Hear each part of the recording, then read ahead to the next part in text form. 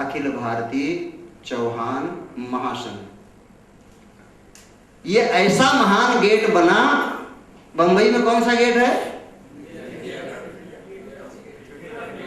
मैं तो दिल्ली में सुना था, बंबई वाले कह रहे हैं इंडिया गेट। अरे भाई अभी राजधानी मत पहुंचिए, अभी दिल्ली दूर है। यहां पर गेटवे ऑफ इंडिया। क्यों गेटवे ऑफ इंडिया? किसने प्रवेश किया था वहां से? बिल्कुल सही भाई, जरा तालियां हो जाए हमारे। वास्तव में सब रामकृष्ण बैठे हैं। इस गेटवे ऑफ इंडिया से अंग्रेज घुसे। दिल्ली में भी इंडिया गेट है, वहां भी कोई घुसा होगा। फतेहपुर सीकरी में एक है, उसको बुलंद दरवाजा कहते हैं, बुलंद दरवाजा, वहां से भी कोई घुसा होगा। दोस्तों इन दरवाजों से कितने घुसे थे? एक एक एक एक। ये जो चौहान नाम का गेट खुला ना, महागेट, कितने घुसाए गए इसमें? आज तक पता नहीं, ढूंढते मर जाओगे, नहीं मिलेगा। और वही घुसे हुए लोग अगुआ बन करके, संचालक बन करके, महामहिम बन करके, अध्यक्ष बन करके सर्वनाश कर रहे हैं। मैं कहता हूं आप जो हो रहो, आपको मुबारक हो। मैं पंडित जी को पूछूंगा, पंडित जी कितनी दुनिया की जातियां थी भारतवर्ष में पहले से? जल्दी से नाम बोल जाइए। ये 7 जात भारतवर्ष में दुनिया थी। ये मैं नहीं कह रहा हूं। जिस कर्नल टॉड की बात की जाती है, जिस वी स्मिथ की बात की जाती है, जिस मिस्टर शेरिंग की बात की जाती है, मैं उन ग्रंथों की बात कर रहा हूं। हमसे ज्यादा उनको चिंता थी कि क्या है इन क्षत्रियों में, क्या है इन राजपूतों में। मर जाते हैं, कट जाते हैं, घुटने नहीं टेकते। इन क्षत्रियों के बारे में जितना अंग्रेजों ने लिखा है मेरे दोस्तों, हमारे किसी ने नहीं लिखा। और हमारे अगर लिखा है तो मैं उनके प्रति पूर्ण श्रद्धा रखते हुए, उनसे क्षमा याचना करते हुए कहूंगा, उन्होंने आंख बंद करके लिखा है। उन्होंने उन सब की कॉपी किया है, नकल किया है।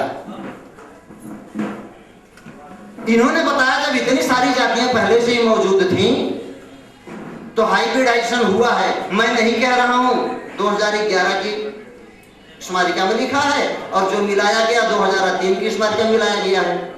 इतना बड़ा महागेट बना करके पूरे जाति का सर्वनाश। दोस्तों ये पीड़ा हमको तो नहीं होती, महानगरों में कोई किसी को नहीं पूछता, लेकिन वही जब बच्चा जब वहां गांव में जब कॉलेज में और पढ़ने जाता है, और जब कोई उनको पूछ लेता है तो क्या स्थिति होती है आपको मालूम है। उसे शर्म आती, शर्मिंदगी महसूस होती है। मैं जानता हूं कि बिना शिक्षा के उद्धार नहीं होगा, लेकिन शिक्षा कैसे होगी? एक गीत है, शील विनय आदर्श श्रेष्ठता, तार बिना झंकार नहीं है। गीत तो बहुत बड़ा, उसकी एक पंक्ति है, शिक्षा क्या स्वर साध सकेगी यदि नैतिक आधार नहीं है। अगर आपके अंदर नैतिक आधार नहीं, जिसको मोरल कंडक्ट कहते हैं, नैतिकता नहीं है, कुछ नहीं कर सकती। आज जितने लड़के सुसाइड कर रहे हैं, जितने लड़के इंटरकास्ट मैरिज कर रहे हैं, जितने लड़के माँ बाप को ठेंगा दिखाकर उनकी छाती पर मूंग दल के दारू की पार्टियां कर रहे हैं, सब पढ़े लिखे हैं। क्या पढ़ाया आपने? कौन सी शिक्षा दी?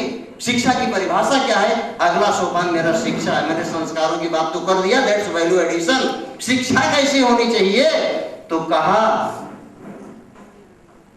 ये शाम न विद्या न तपो न दानम न ज्ञानम न शीलम न गुणो न धर्म ते मर्त्य लोकेषु भूभारि भूता मनुष्य रूपेण मृगाश्चरन्ति।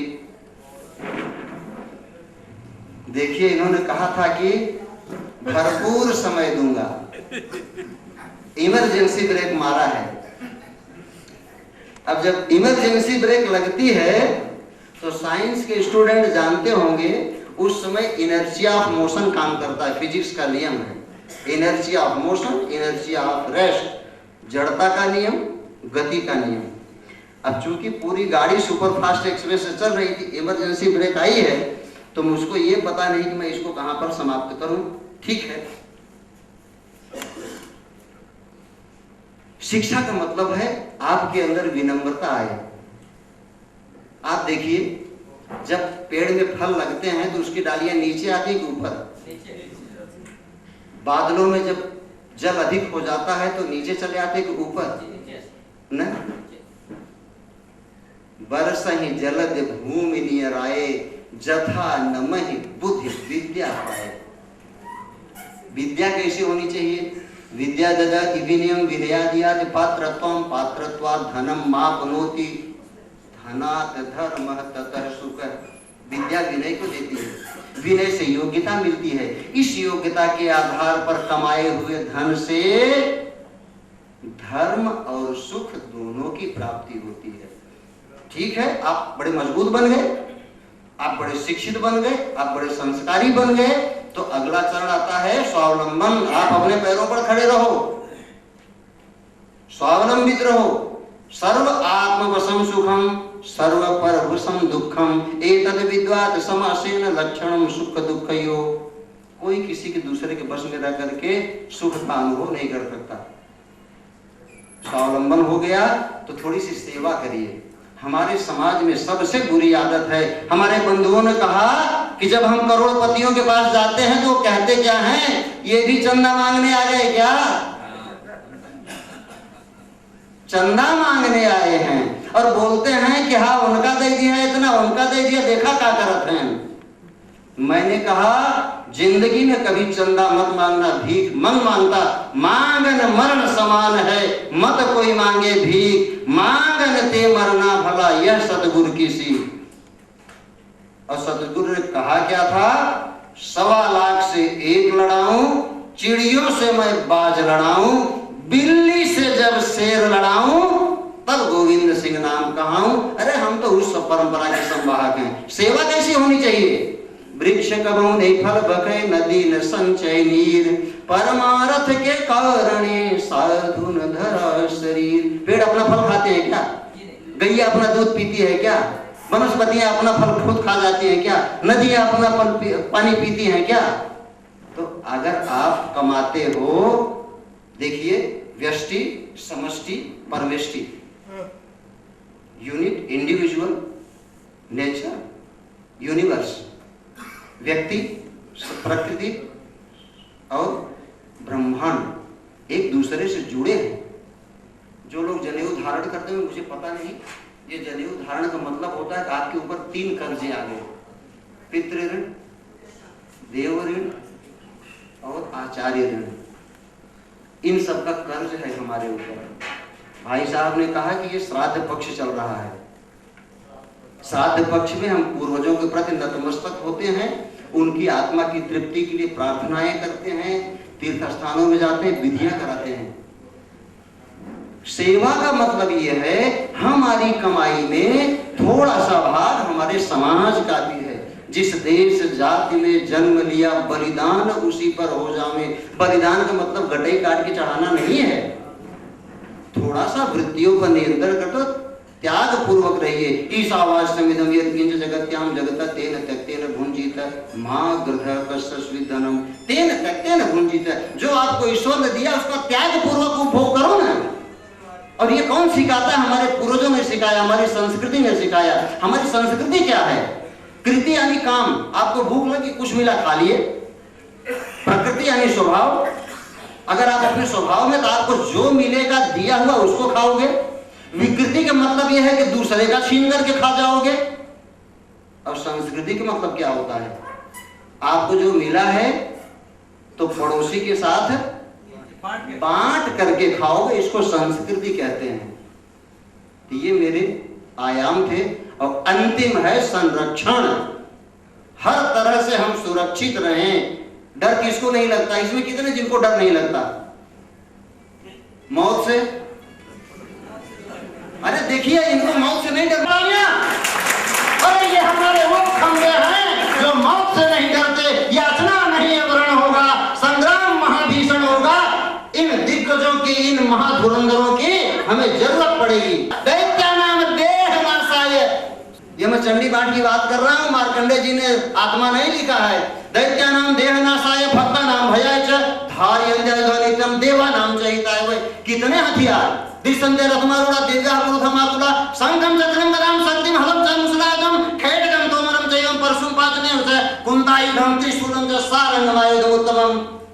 कितने हथियार। मैं नहीं कह रहा हूं, मार्कंडेय पुराण में लिखा है। जिसको चंडी पाठ करवाते हो, खूब हवन गाते, जय अम्बे गौरी मैया, जय अम्बे गौरी। क्या किया था अम्बे गौरी ने? मर्दन किया था राक्षसों का, और हम राक्षसों के सामने फूल माला हार लेकर के खड़े हैं। निकल जाना चाहते हैं ये अघासुर आपकी पूरी बिरादरी को, आपकी पूरी जाति को, आपके पूरा 13 राजवंशों को।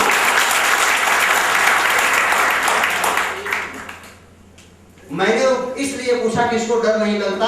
मैं अपनी बात को पूर्ण करता हूं, क्षमा प्रार्थी हूं, 5 मिनट ज्यादा ले रहा हूं। आप में से कोई बता सकता है मनुष्य और जानवर में क्या फर्क है?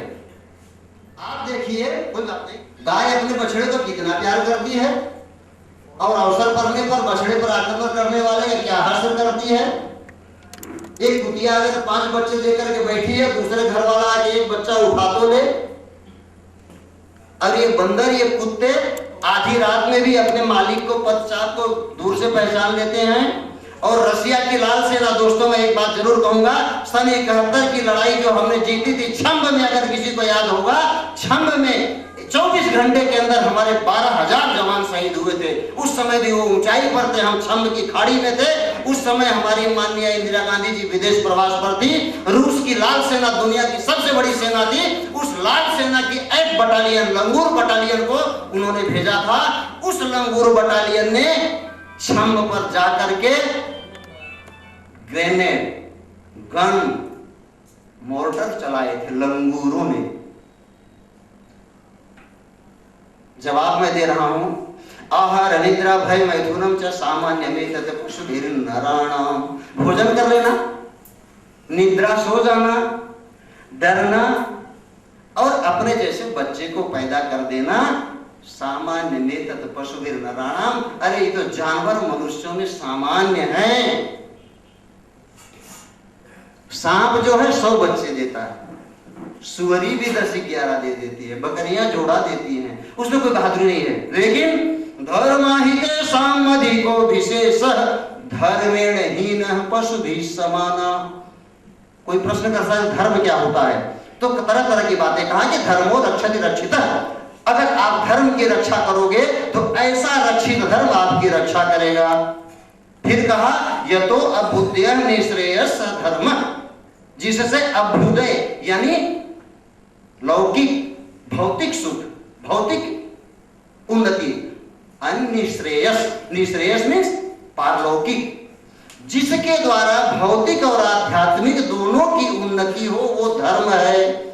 तो धर्म क्या है मैं बता रहा हूं, धृति क्षमा दमो अस्तेयम शौचम इंद्रिय निग्रह धीर विद्या सत्यम अक्रोधो दशकम धर्म लक्षणम। न कहीं माला है, न कहीं तिलक है, न यज्ञ है, न हवन है, न देवी है, न देवता है, न भगवान है, कहीं कुछ है ही नहीं। क्योंकि समय का अभाव है, मैं दूंगा पैम्फलेट 10 गुणों के उसमें लिखे हुए हैं। मेरे दोस्तों, इसके बैनर के नीचे आपको करना क्या है? कुछ नहीं करना है। आप एकदम स्वार्थी बन जाइए। मैं कह रहा हूं 100% स्वार्थी बन जाइए कि दुनिया जाए भाड़ में, मेरे परिवार में अब एक भी बुराई नहीं रहेगी। सब अपने अपने परिवार को संभाल लें। और परिवार किसको कहते हैं? ताऊ, नाना, चाचा, फूफा, मामा, मौसा, भाई सब आ जाएंगे। इतना बड़ा स्वार्थी मत बनिए। आप बनेंगे और श्रीमती जी को छोड़ देंगे तो श्रीमती जी के माँ बाप भी तो है ना। सब लोग स्वार्थी बन जाइए। मेरे परिवार में एक भी बुराई नहीं होगी, मेरे परिवार में आलस नहीं होगी, जड़ता नहीं होगी। और हम आज के बाद हम बोलेंगे, जैसे मैं कहता हूं ठाकुर एस के सिंह सोलंकी, शत्रुघ्न कुमार सोलंकी, मुझे मेरे बाप ने बताया।